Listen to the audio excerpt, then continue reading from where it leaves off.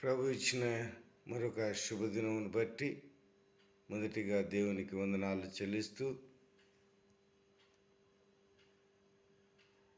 నిరీక్షణ విశ్వాసులందరికీ ప్రభు అయిన యేసుక్రీస్తు నామమున శుభవందనములు తెలియజేస్తూ ఈ దిన వాగ్దానం కొరకై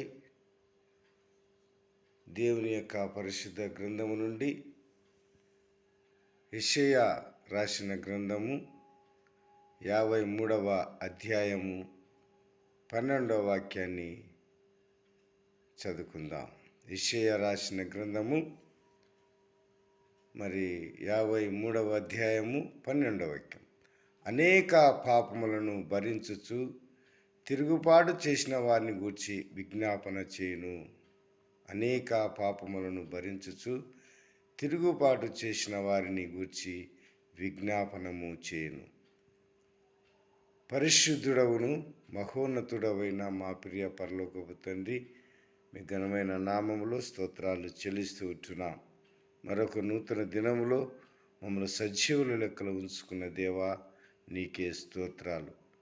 నేటి దిన వాగ్దానపు నీ యొక్క మాటలను ధ్యానం చేస్తుంటుండగా నా నోటి మాటలు మా అందరి హృదయ ధ్యానములు నీ దృష్టికి అంగీకృతంలోనుగాక. ఆమెన్. ప్రభునందు నిరీక్షణ విశ్వాసులకు ఈ ఉదయకాలపు శుభ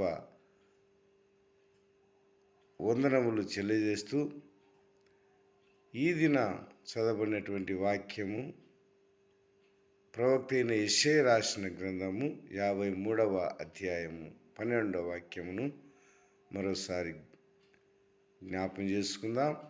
అనేక పాపములను భరించుచు తిరుగుబాటు చేసిన వారిని గూర్చి విజ్ఞాపన చేయును. క్రీస్తునందు ప్రేమైనటువంటి వాళ్ళారా, రక్షకుడైన యేసుక్రీస్తు జీవితములో జరగబోయే విశిష్ట సంఘటనలను సమాహారము ప్రవక్త అయిన యెషయా 53వ అధ్యాయము గ్రంథమంతటికి ఒక గుండెకాయ లాంటివంటిది. యేసుక్రీస్తు ప్రభు శ్రమ జీవితము, అన్యాయపు తీర్పు, మరణ సమాధి చేయబడడం మరియు ఆయన పునరుత్థానం అద్భుత రీతిలో ప్రస్తావించబడడం, ప్రతి ప్రవచనము క్రీస్తులో నెరవేర్చబడడం కొత్త నిబంధనలో చూడవచ్చు. విశ్వాసికి ప్రేరేపణ, స్ఫూర్తి, ఆధ్యాత్మిక బలాన్ని చేకూర్చి అంశాలివి. మనం శ్రమనొందాల్సిన స్థానంలో క్రీస్తు ప్రభు శ్రమనొందడం ఆశ్చర్యం కాదా? మానవ పాపాన్ని భరించిన వారు చరిత్రలో ఎవరైనా ఉన్నారా? మనుషుల మీద భారాలు పెట్టినవారు అసంఖ్యాకలం. తమ పాప భారాన్ని తామే మోసుకొనలేని వారు కోకొల్లులుగా ఉన్నారు. నా దోషములు నా తల మీదుగా పొర్లిపోయినవి, నేను మొయ్యలేని బరువు వలె అవి నా మీద మోపబడి ఉన్నవి అని దావీదు వలె ఆక్రందన చేర్చు వారెందరో ఉన్నారు. ధర్మశాస్త్ర కాలంలోని వారు తమ క్రియల వలన నీతిమంతులుగా తీర్చబడడానికి ఎంతో ప్రయాసపడ్డారు. ధర్మశాస్త్రమును ప్రపంచానికి అందించిన మోషే కూడా ఒక సందర్భంలో దేవుని మాటను జవదాటాడు. కానాను దేశంలోనికి ప్రవేశించలేకపోయాడు. ధర్మశాస్త్రము ఏ ఒక్కరిని నీతిమంతులుగా తీర్చిదిద్దలేదు. ప్రభువైన యేసుక్రీస్తు లోకానికి వచ్చిన తన కృప ద్వారా మనల్ని నీతిమంతులుగా తీర్చబడడానికి తన ప్రాణాన్ని బలియాగముగా అర్పించాడు. క్రీస్తునందు ప్రేమైనటువంటి వాళ్ళారా, ప్రభువైన యేసుక్రీస్తు లోకానికి వచ్చి తన కృప ద్వారా మనలను నీతిమంతులుగా చేయబడడానికి తన ప్రాణాన్ని బలియాగముగా అర్పించాడు.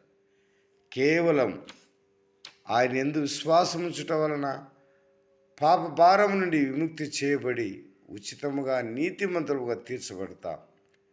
మీరు విశ్వాసం ద్వారా కృపచేతనే రక్షించబడి ఉన్నారని వాక్యం మనకు తెలియజేస్తూ ఉంది. ఇది మీ వలన కలిగినది కాదు, అని భక్త పౌలు చెప్పిన మాటలను మనము ధ్యానం చేయవలసిన వారముగా ఉన్నాం. రక్షణ ప్రణాళికలోని దేవుని ప్రేమయాన్ని బట్టి ఆయనను మనసారా స్తుతించగలిగిన వారముగా ఉండాలి. మన శ్రేయస్సు కోసం, అభ్యున్నతి కోసం, పర సంబంధమైన ఆశీర్వాదాల కోసం క్రీస్తు ప్రభు యొక్క మన కోసం విజ్ఞాపన చేస్తున్నాడనే సత్యం మనకి ఎంత బలాన్ని ఇస్తుందో ఒక్కసారి మనము పరిశీలించుకోవాల్సిన వారమైంటున్నాం. నా కోసం ఆలోచించేవారు, ప్రార్థించేవారు ఎవరు లేరని బాధపడే వారికి ఈ వాగ్దానం ఎంత ఊరటనిస్తుందో కదా. తిరుగుబాటు చేసేవారు కోసమే అంత పట్టుదలగా విజ్ఞాపన చేసే ప్రభు తన స్వార్థం కోసం ఇంకెంతగా ఆలోచిస్తాడో. క్రీస్తునందు ప్రేమైనటువంటి వాళ్ళారా, ఈ ఉదయకాల సమయములో ప్రభు మనతో చేసేది దేవుని వాగ్దానం. మరి తనను హింసించే వారి కొరకు ఆయన విజ్ఞాపన ప్రార్థన చేసే వాడిగా ఉన్నాడు. నీ కష్టాలలో, బాధలలో, నెమ్మది లేని జీవితంలో, శ్రమలలో నువ్వు ఉండి నా కొరకు ఎవరు విజ్ఞాపన చేస్తారని నీవు మరి నిస్సహాయ స్థితిలో ఉంటే ఆయన సన్నిధికి రా. నా రక్షకుడు నా కోసం విజ్ఞాపన చేస్తాడు. ఆయన్ని నా కోసం కల్వరి శిలువలో బలియాగమైనాడు అని